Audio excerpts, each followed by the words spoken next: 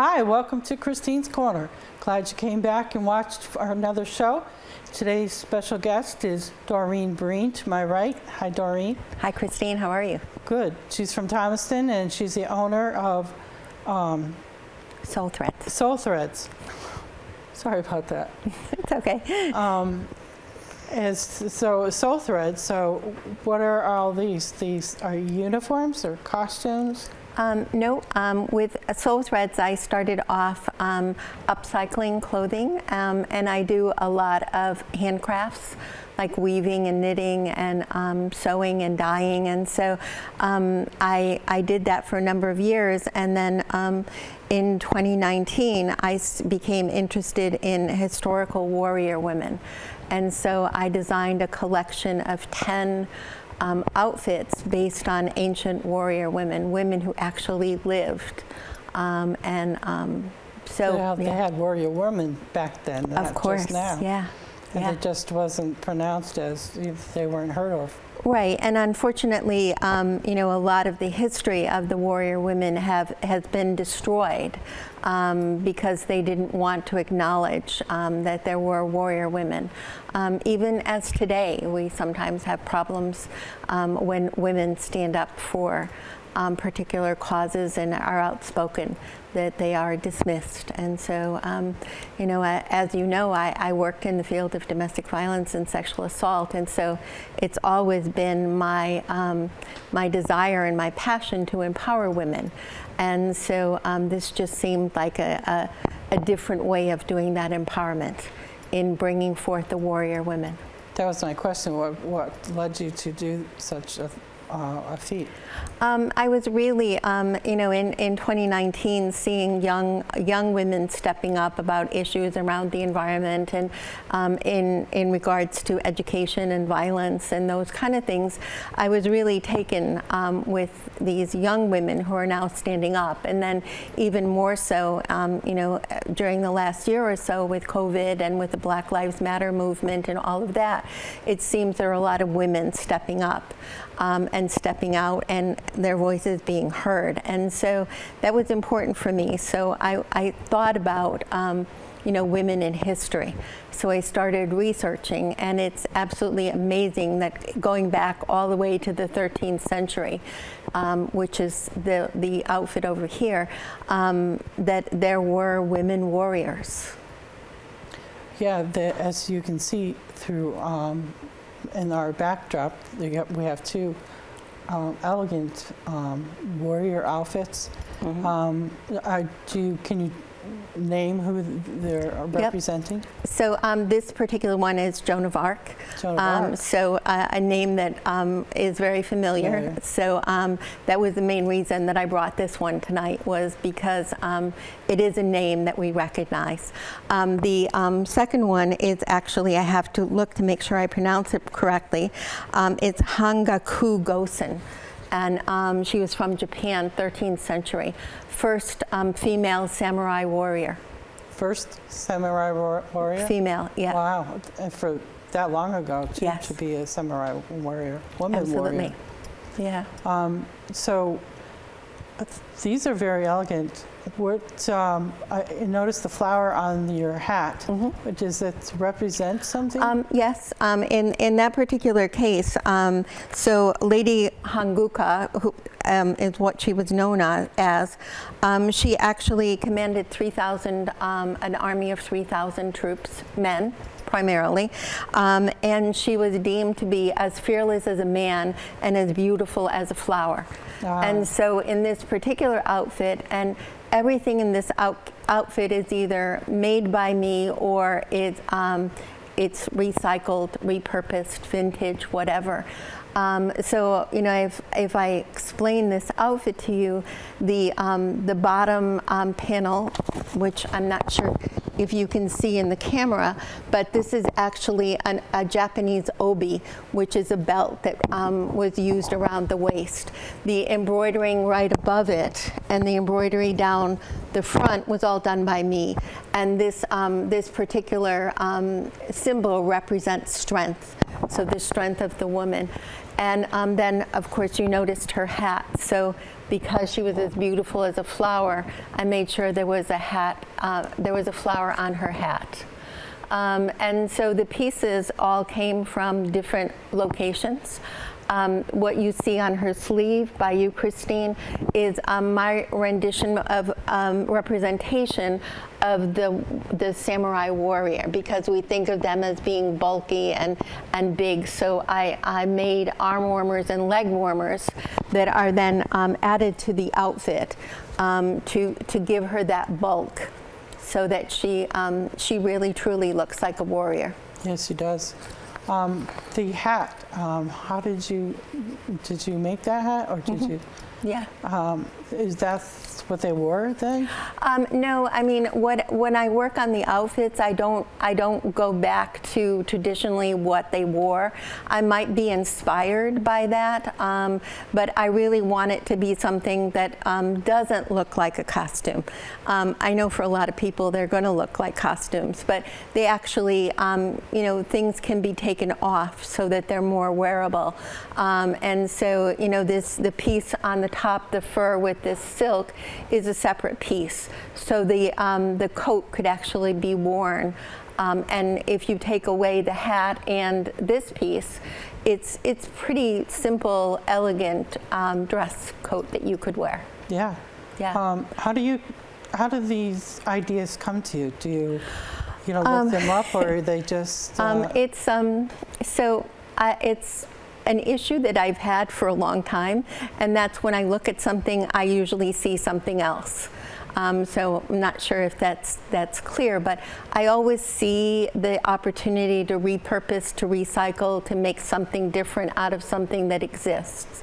And so when I started thinking about the warrior women, I started doing a lot of research around warrior women. And so it's a combination of what I find when I'm out shopping looking for clothing to repurpose, and what I've read about that particular woman and what resonates with me. And so if I can't find something, I tend to make it. I see. But it's so the ideas come based on what I'm finding, what I'm reading, what I'm researching, and then I create a picture in my mind of what that warrior would look like if she was here today, but still representative of her culture. You know, like this one samurai warrior is from Japan. Right, and with the symbols on there. Yeah. Really make it authentic. Yeah. And did you make this scarf? It's actually a piece of a silk skirt that I took apart and repurposed. Wow. And you will see I use fur. I only use natural fabrics in what I do, but you will see that that is fur. I do not believe in using fur that is newly purchased. I have no problem with reusing an existing piece of fur. So the animal has not been killed for me to do this. It's already been. Right, and so I will repurpose leather and suede and fur. So they mostly cotton? No, that's actually wool. This is wool. Yeah. I'm allergic to wool. Yeah, be careful. Yeah. Yeah, it's actually wool. Ah. It's a very fine wool, and then it's lined with silk, but it is wool. So a lot of my coats would be wool. So can we move on to the next one? Sure. So this is, as I said, this is Joan of Arc, France. She was 17 years old when she was called to fight the English, and she felt that she was called by God. So she was a very religious person, and so she was called by God to destroy the English. She was actually burned at the stake at 19. So her so young, 19. Yeah. So her time as a warrior was pretty limited, but it's a name that you know, so she is infamous. She was canonized and made a saint by the Catholic Church. Oh, she was. Yeah, and so in this particular case, again, wool. It's a simple black coat. She often dressed like a man, and when you saw her, she dressed primarily in black with a little flash of red, and very flat-chested.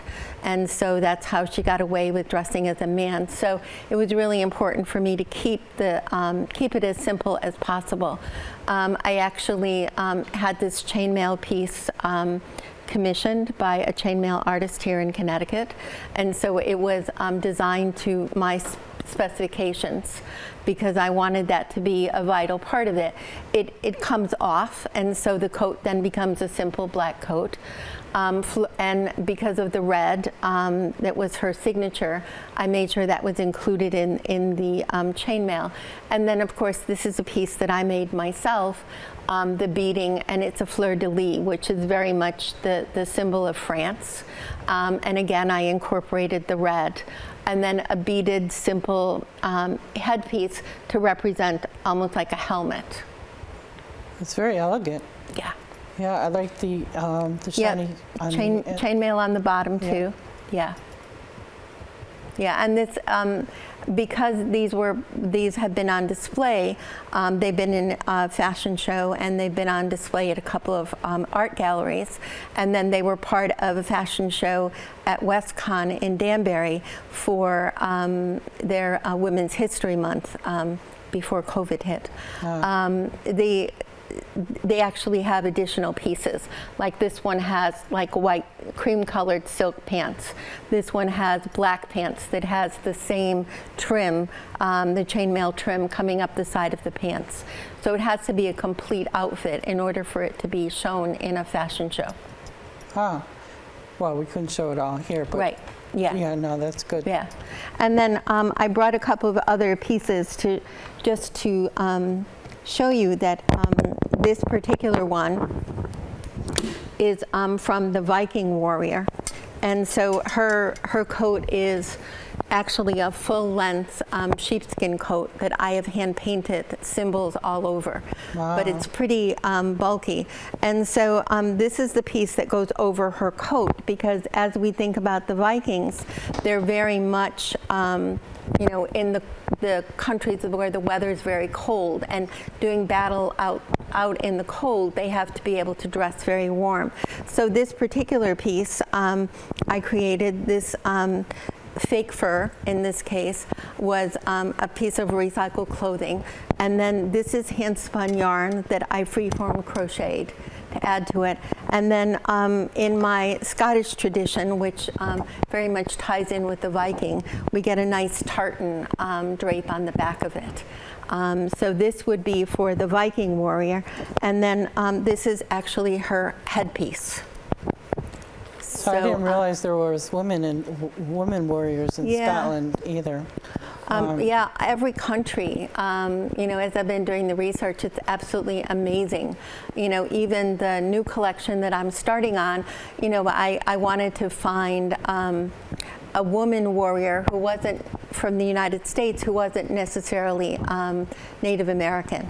So in the original collection of the 10, I actually have Lozen, who is an Apache warrior, and she rode with Geronimo. Oh. And so she's part of the original collection, but I wanted to find someone other than a Native American. So the new collection will include Harriet Tubman, who was, very much involved in the Underground Railway and freeing the slaves. So she will be part of the new collection. Yeah. Oh, definitely would love to see the rest of your collection. Mm-hmm. They're so big that we can't do it all in one show. Right. Absolutely. Yeah. So that would be great if you did. Yeah. So the piece that you're wearing, yes. You dyed it yourself? Yes. So I do a lot of dye work on natural fabrics, and so this is one of the pieces that I hand dyed, and so you will see, like the warrior from China, actually in this collection, the original collection, actually has some hand dyed pieces. It does. Yeah. What would they be? In her case, it is a dress that she wears under her jacket, and the whole bottom part of the dress has been dip dyed, so that it gives you an effect with different shades of the same color. Yeah. That's very interesting, the dyeing. I just thought it was typical tie-dye, you know, and Yeah. I never thought of any other way of dyeing. Yeah, no, and for me, and I think I mentioned it before, if I can't find what's in my head, Yeah. I will, I'll work to create it or have it created or work with a friend. You know, I wanted a copper breastplate for the warrior from Peru, and I could not find what I wanted, nor could I afford what I wanted. And so I worked with a friend who's an artist, and we cut a piece of copper. And so I made this copper breastplate. Wow. Yeah. Very intuitive. Yeah. So. What are your dreams or hopes for your warrior women clothing? I think that for, you know, it's really been working on the second collection, and I was disappointed, and COVID had a major effect on the original collection because, you know, I was just starting to show it and work with it when COVID hit, and so everything was canceled. And so, but even doing the fashion shows with the collection and doing the exhibits in 2 different art galleries, it didn't feel like the warriors were coming to life. And so I've been working with the new collection to try and figure a way that each of the warriors' story is told in the way that it's presented. And so whether that's through movement, it's through spoken word, it's through storytelling, whatever it is, that each of the warrior will have their story told. And then to take it to the next step, because for me, I feel that all women, and it's not that I dislike men. I've been happily married for a very long time. Right. But I do feel that women haven't had their voices heard. And so I want women to recognize that they have a warrior inside all of them. And so, you know, current day warriors are women who work in nonprofits, who work for causes, who, you know, work to bring peace bring peace into negotiations that are, you know, stand up for human rights, especially children. And you can do that in a personal level in your family. You can do it in your community. You can do it in your nation, and you can do it globally. So I think we all have a warrior woman within us. And so I'm working on putting together a workshop that will like deem what are Joan of Arc's characteristics as a warrior woman, and so do you resonate with that? So are you a Joan warrior woman or warrior woman, or another, you know, different women and what they are as far as their archetypes, and then offer that workshop to women so that they can discover their inner warrior women, and then use that. Yeah, that's very good. Yeah. Yeah, I've heard of archetypes. Yeah. Yeah. I've been also admiring this book on the table. So this leaf. What is that? So this is actually I weave, and so this panel is actually part of my hand weaving, and of course Ganesh, who is absolutely a remover of obstacles, and I often need that. So these are my mood boards. This is how I create and work on the designs. And so, you know, sometimes they will end up looking just like this, and sometimes they won't. This is the page for Joan of Arc, and you can see that it does look very much like her. But here I will define what colors I want to use, what materials I might already have, what I need to make. Here's the symbol for the fleur-de-lis, which I knew I wanted to incorporate into it. And then just like things that, photographs of Joan of Arc. So that, you know, when I'm working on it, I definitely have an idea of where I'm going to go with it. And this one is the Viking. And so you can see my inspiration was you know, different outfits that represent warmth and protection. And then the symbols. A warrior? Do you have a warrior that you had this named after, or no? The Viking, yes, Lagerther. A Lagerther. And if anybody watched the Viking shows on TV, Lagerther was a Viking, and she was depicted in that show, and she was a real woman in history. She was. Yeah, I mean, that's one of the things I sometimes eliminate a warrior, because there's a question as to whether she really existed or not.